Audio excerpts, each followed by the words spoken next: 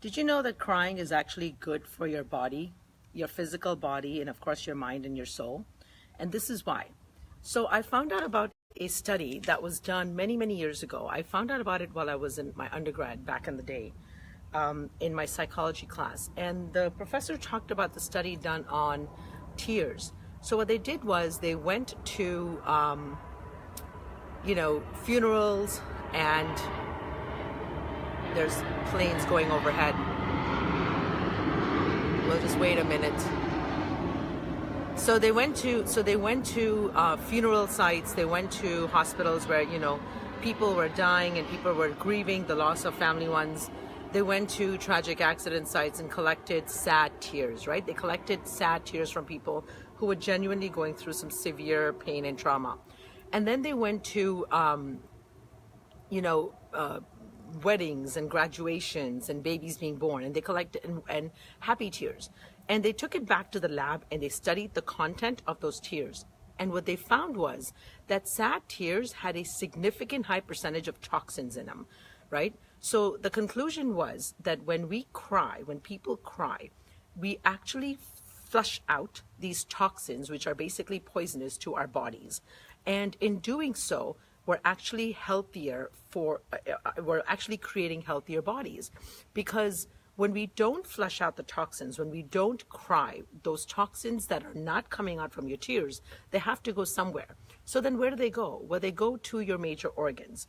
They attach themselves to your kidneys, your heart, your liver, your lungs. And so that's what creates a lot of the diseases. That creates high blood pressure. It creates heart disease, it creates cancer, it creates all kinds of stuff. And so the conclusion is that when we cry, we're actually physically doing something really beneficial for our health. So that's the body part, right? Physically, it's good for you.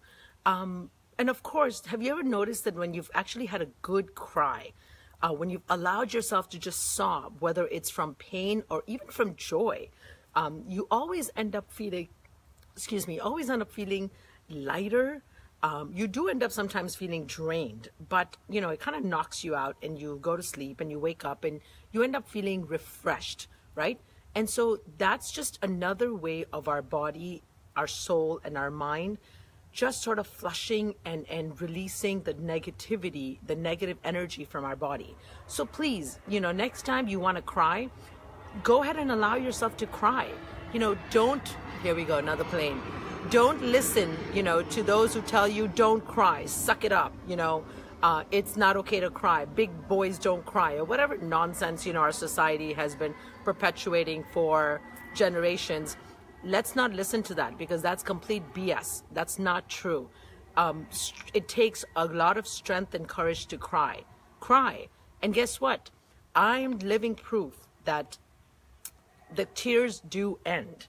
Okay, you might cry for days on end with breaks in between, but you will stop. The clouds will clear, the fog will lift, the pain will release. So go ahead and allow yourself to cry, because that way you can then embrace joy and open up your heart space for love, versus the fear that crying underlines, right? Crying is a fear-based emotion. Anyways, all the best and lots of love and light, and take care. Bye.